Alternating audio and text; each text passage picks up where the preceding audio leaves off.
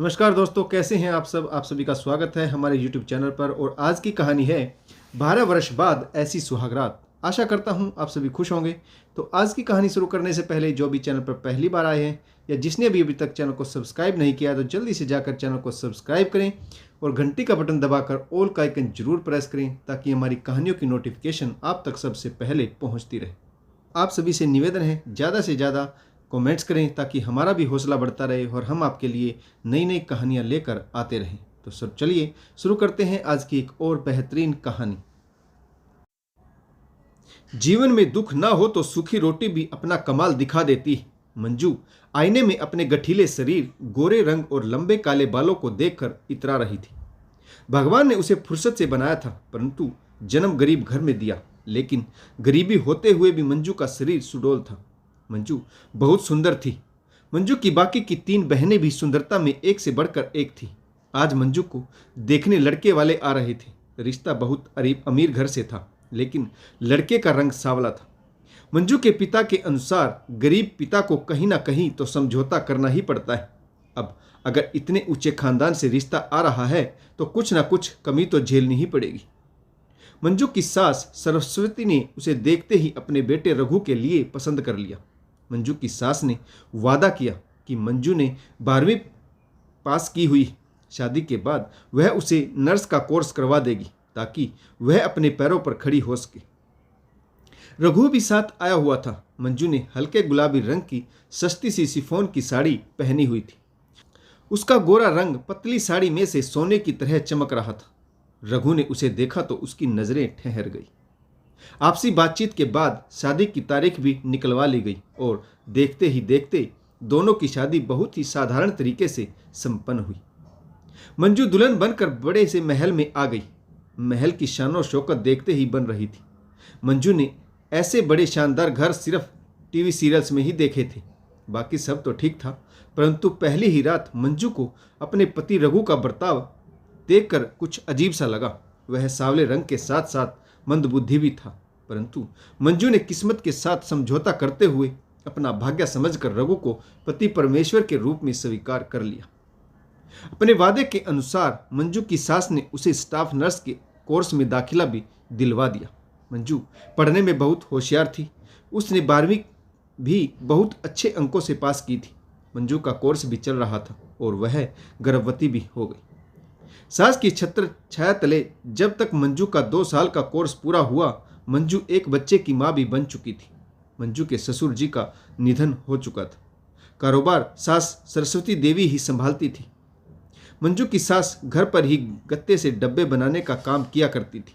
इसके लिए उन्होंने 2-3 कारीगर भी रखे हुए थे। गत्ते को फोल्ड करने और चिपकाने के लिए 2-3 बड़ी बड़ी मशीनें भी थी। एक दिन गत्ते को गोदाम में आग लग गई और सब कुछ जलकर राख हो गया। इतने भारी नुकसान को सरस्वती देवी सहन नहीं कर पाई और वह बीमार रहने लगी। कुछ दिनों बाद ब्रेन हेमरेज के कारण लकवाग्रस्त हो गई और कोमा में चली गई। रघु को कारोबार के विषय में कोई जानकारी नहीं थी। मंजू ने सास को बचाने के लिए पैसा पानी की तरह बहा दिया, परंतु वह उन्हें बचा नहीं सकी। तिजोरी से लेकर बैंक लॉकर, यहां तक कि मंजू गहने भी बिक गए। मंजू की सास ने फैक्ट्री चलाने के लिए मकान पर लोन ले रखा था, जिसे चुकाने के लिए मकान की सरकारी बोली लग गई और वह भी हाथ से चला गया। अब मंजू और रघु के पास रहने के लिए उनके दादा का पुश्तैनी 2 कमरों का एक घर ही बचा था। रघु के 4 पैसे कमाने की उम्मीद करना बेकार था, इसीलिए मंजू ने खुद ही कमर कस ली। रघु घर में रहकर बच्चों की देखरेख करता था, परंतु मंजू का स्टाफ नर्स का कोर्स पूरा हो चुका था, इसीलिए उसने एक हॉस्पिटल में स्टाफ नर्स की नौकरी ज्वाइन कर ली। एक दिन मंजू का पति रघु बेटे को पकड़ने के लिए उसके पीछे भाग रहा था। छोटा बच्चा रोड पर चला गया। रघु ने तेज गति से आती हुई गाड़ी की तरफ ध्यान नहीं दिया और बच्चे को बचाने की कोशिश में रघु की जान चली गई। अब मंजू के सिर से पति का साया भी उठ चुका था। वह नितांत अकेली रह गई, परंतु उसने हिम्मत नहीं हारी। रघु की 13वीं के बाद मंजू ने फिर से ड्यूटी पर आना शुरू कर दिया तो डॉक्टर साहब ने उसे एक बहुत अच्छा ऑफर दिया। उन्होंने बताया कि जब मंजू छुट्टी पर थी तो एक बहुत अमीर आदमी जिसका रोड एक्सीडेंट हुआ था, हॉस्पिटल में बुरी तरह से घायल होने के बाद एडमिट हुआ था। वह अपने हाथ पैर भी हिला नहीं सकता। हॉस्पिटल वाले उसे डिस्चार्ज कर रहे थे, लेकिन उसे घर में फुल टाइम नर्स की जरूरत थी। वह मुंह मांगी सैलरी देने को तैयार है। मंजू के सामने अपने बच्चे का भविष्य था, मौका अच्छा था, इसीलिए मंजू ने मोहन के यहाँ सुबह 8 बजे से लेकर रात 10 बजे तक की नर्स कम केयर टेकर का ऑफर स्वीकार कर लिया। बच्चे की देखरेख के लिए मंजू ने अपनी माँ को अपने पास बुला लिया। अब मंजू अपने पेशे के प्रति पूर्णतः ईमानदारी का परिचय देते हुए मोहन की सेवा में लग गई। मोहन के घर उसका हालचाल पूछने वाले लोगों का तांता लगा रहता था। सभी बड़ी बड़ी गाड़ियों में सूट बूट पहनकर मोहन की खैरियत पूछने आते रहते थे, जिससे साफ पता चलता था कि मोहन कंपनी में ऊंचे पद पर है। धीरे धीरे मंजू को जानकारी मिली कि मोहन शहर की बहुत बड़ी नामी कंपनी का मैनेजर है।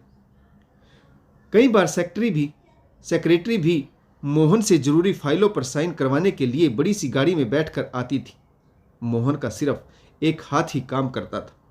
मंजू ही मोहन के कपड़े बदलती, सफाई करती, दवाइयाँ देती, खाना खिलाती और उसके सभी पर्सनल जरूरी काम भी मंजू ही करती। मंजू का ऐसा सेवा भाव देखकर मोहन और मंजू के बीच दोस्ती का रिश्ता बन गया। धीरे धीरे दोनों ने एक दूसरे के बारे में जानना शुरू कर दिया। मोहन मंजू से प्रेम करने लगा था। वह उससे विवाह करना चाहता था, परंतु मोहन के सामने एक अड़चन थी। वह पहले से शादीशुदा था। मोहन की पत्नी गांव में उसके माता पिता के साथ रहती थी। मोहन जब 10वीं क्लास में था तो उसके माता पिता ने गांव की एक सीधी सादी अनपढ़ लड़की सीता के साथ उसका विवाह कर दिया था। इसके बाद मोहन आगे की पढ़ाई के लिए शहर आ गया। गांव से माँ बाप खर्च भेज देते थे। मोहन पढ़ाई में बहुत अच्छा था। उसने MBA की और फिर उसकी नौकरी एक मल्टीनेशनल कंपनी में लग गई। देखते ही देखते कुछ ही सालों में अपनी मेहनत और काबिलियत के बल पर मोहन ने कई कंपनियों को बदला और प्रमोशन हासिल की। हर बार उसे बेहतर कंपनी में नौकरी और बेहतर सुविधाएं मिली। आज मोहन एक बहुत बड़ी कंपनी में मैनेजर है। कंपनी का दिया हुआ आलीशान बंगला, गाड़ी, नौकर सब कुछ है, लेकिन मोहन सीता के प्रति उदासीन है। वह उसे अपनी पत्नी के रूप में स्वीकार करना नहीं चाहता, क्योंकि वह उसके स्टेटस से मेल नहीं खाती। इसीलिए वह गांव में भी कभी नहीं जाता। मोहन के माँ बाप अक्सर ही चिट्ठियां लिखकर कहते हैं कि वह अपनी अमानत को ले जाए। मोहन के माता पिता कहते हैं कि बेटा, हम बुजुर्ग हो गए हैं और तुमने भी अपना मुकाम हासिल कर लिया। सीता बेचारी कब तक तुम्हारा इंतजार करेगी। अब तुम अपनी अमानत को अपने पास ले जाओ। लेकिन मोहन के पास अपने माता पिता की इन बातों का कोई जवाब नहीं था।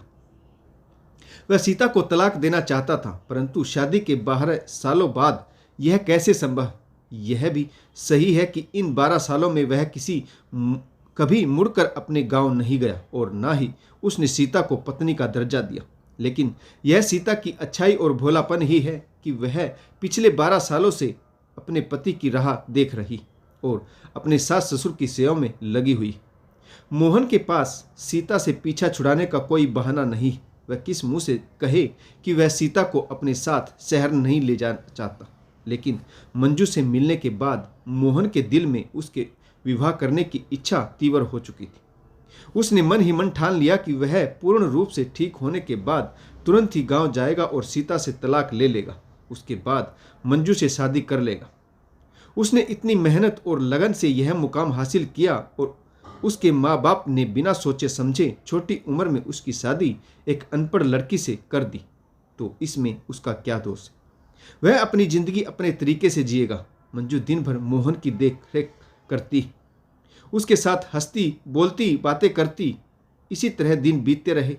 मोहन की तबीयत में बहुत जल्दी सुधार आ गया। मोहन ने मंजू को उसकी देख रेख करने के लिए और इतनी जल्दी ठीक करने के लिए उसका धन्यवाद किया और सैलरी तो हर महीने मिल ही जाती थी। साथ ही मोहन ने मंजू को एक्स्ट्रा पैसे भी दिए, क्योंकि यह मंजू की शिद्दत से हुई मेहनत का ही नतीजा था कि मोहन 3 महीने में ही अपने पैरों पर खड़ा हो सका। अब वह पूर्णतः ठीक हो चुका था। लेकिन इन 3 महीनों में साथ रहते हुए आपसी बातचीत और बीते हुए समय के साथ साथ दोनों के बीच दोस्ती का रिश्ता काफी गहरा हो चुका था। मंजू ने भी अपने काम को पूर्ण विराम देते हुए मोहन से विदा ली, लेकिन मोहन ने मंजू से कहा कि वह दोस्ती के नाते भविष्य में एक दूसरे से मिलते रहेंगे। दोस्त मोहन कंपनी के जरूरी काम को निपटाकर 15 दिन की छुट्टी लेकर गांव चला गया। मोहन के एक्सीडेंट के बारे में गांव में किसी को भी पता नहीं था, परंतु जब सीता को इस बारे में पता चला तो उसने मोहन के लिए विशेष रूप से खान पान की तैयारियां की। आखिर 12 वर्ष बाद वह अपने पति से मिल रही थी। मोहन के बुजुर्ग माता पिता भी बहुत खुश थे कि अब उनका बेटा सीता को अपने साथ ले जाएगा। माता पिता के चेहरे की खुशी देखकर मोहन पहले दिन सीता से तलाक की बात नहीं कह पाया और खाना खाकर यार दोस्तों की टोली में टहलने चला गया। देर रात वापस लौटा तो बुजुर्ग माता पिता सो चुके थे। सिर्फ सीता ही मोहन के इंतजार में जाग रही थी। सीता ने मोहन और अपना बिस्तर साथ साथ लगाया था। मोहन सीता से नजरें चुरा रहा था। वह चारपाई पर लेट गया, तब सीता गर्म पानी ले आई और मोहन के पैर धुलवाए। मोहन चारपाई में लेटकर अपना फोन देखने लगा और उसे नींद भी आ गई। आधी रात ढलने के बाद आंख खुली तो सीता मोहन के पैरों पर सिर रखकर सोई हुई थी। शायद वह देर रात तक मोहन के पैर दबा रही थी और फिर उसे भी नींद आ गई। मोहन ने पहली बार सीता को नजर भर कर देखा। वह बहुत मासूम थी। दूसरे ही पल मोहन को मंजू की याद भी आ गई। वह असमंजस में था, आखिर करे तो क्या करे। एक तरफ वह मंजू को चाहने लगा था तो दूसरी तरफ सीता, जिसने 12 वर्ष का वनवास झेला, कभी कोई शिकायत नहीं की, चुपचाप उसके बुजुर्ग माता पिता के साथ गांव में ही रही। एक बार भी चिट्ठी लिखकर शहर आने की जिद नहीं की। अब इतने दिनों बाद अगर मैं वापस आया हूं और अब उसे मैं कहूंगा कि मैं उससे तलाक लेना चाहता हूं, तो इस बिचारी पर क्या बीतेगी। मोहन यह सब सोच रहा था कि सीता की आंखें भी खुल गई। सीता और मोहन की नजरें मिली तो सीता ने तुरंत ही नजरें झुका ली और बोली, मुझसे कोई गलती हुई है क्या जो आप मुझे अपने साथ शहर नहीं ले जाना चाहते। मैंने ABCD भी सीख ली। अब मैं हिंदी बोलने की कोशिश करती हूँ। गांव की भाषा नहीं बोलती। हिंदी सीखने के लिए रोज आंगनबाड़ी में मास्टरनी जी के पास जाती हूँ। सीता की ऐसी मासूमियत भरी बातें सुनकर मोहन का दिल भर आया और उसने उठकर सीता को अपने सीने से लगा ली। आज रात पहली बार मोहन और सीता का मिलन हुआ। कुछ दिन गांव में बीतने के बाद मोहन तलाक की बात किए बगैर ही शहर वापस लौट आया और बुजुर्ग माँ बाप से वादा किया कि वह 1 महीने बाद वापस आएगा और सीता को अपने साथ ले जाएगा। शहर आया तो फिर से मंजू के प्यार की भावना उस पर हावी होने लगी। वह मंजू से मिलने के लिए हॉस्पिटल में पहुंचा, जहां पर वह नौकरी करती थी। मंजू अपने पेशेंट के साथ बिजी थी। एक नर्स से कहलवाया कि मोहन बाबू मिलने आए तो मंजू ने कहा, आधा घंटा इंतजार करे, वह काम में बिजी है। मोहन से रहा नहीं गया। वह मंजू से शादी की बात करना चाहता था। फिर दोबारा से उसके दिल पर मंजू का प्यार हावी हो चुका था। आज वह फैसला करना चाहता था और मंजू से अपने प्यार का इजहार करके उसकी राय जानना चाहता था। इसीलिए वह सीधा उसी कमरे में चला गया जहां मंजू अपने पेशेंट के कपड़े चेंज कर रही थी। मोहन ने कमरे में जाकर देखा मंजू एक 20-21 साल के लड़के के कपड़े चेंज कर रही। वह लड़का पूर्णतः मंजू पर आश्रित है। मंजू ने पहले लड़के के शरीर की सफाई की, फिर उसके कपड़े बदल दिए, यथास्थान मल त्याग की नलियां भी लगा दी। फिर उस लड़के को खाना खिलाया, एक साफ रुमाल से उसका मुंह साफ किया और फिर तकिए के सहारे आराम से लेटाकर मंजू मोहन के पास आई और बोली, कहो क्या काम है। मैंने तुम्हें आधा घंटा इंतजार करने को कहा था। मैं अपनी ड्यूटी पर हूं। मेरे लिए अपनी ड्यूटी सबसे पहले, बाकी सब बाद में। तभी वह लड़का इशारे से मंजू को कुछ बताने की कोशिश कर रहा था। शायद उसके पैखाने की नली फट गई थी। मंजू ने जल्दी से जाकर थैली को ठीक किया। मोहन यह सब देख रहा था। फिर मंजू मोहन के पास आकर बातें करने लगी। मोहन ने कहा, क्या तुम अपने हर पेशेंट की इतनी ही लगन और शिद्दत से सेवा करती हो? मंजू ने कहा, हाँ बिल्कुल, यह मेरा पेशा है। हमारे पेशेंट हम पर आश्रित होते हैं। अगर हम इनकी देखभाल नहीं करेंगे तो फिर कौन करेगा? हमारा तो काम ही यही है। इसके बदले में हमें पैसा मिलता है। जब पैसा मुंह मांगा लेते हैं तो काम भी शिद्दत से ही करना चाहिए। मोहन ने कहा, परंतु मैं तो समझता था कि इतनी सेवा सिर्फ पत्नी ही कर सकती। तू मेरी इतनी अधिक सेवा करती थी तो मैं समझता था कि तुम मुझे पसंद करती हो, मुझसे शादी करना चाहती हो।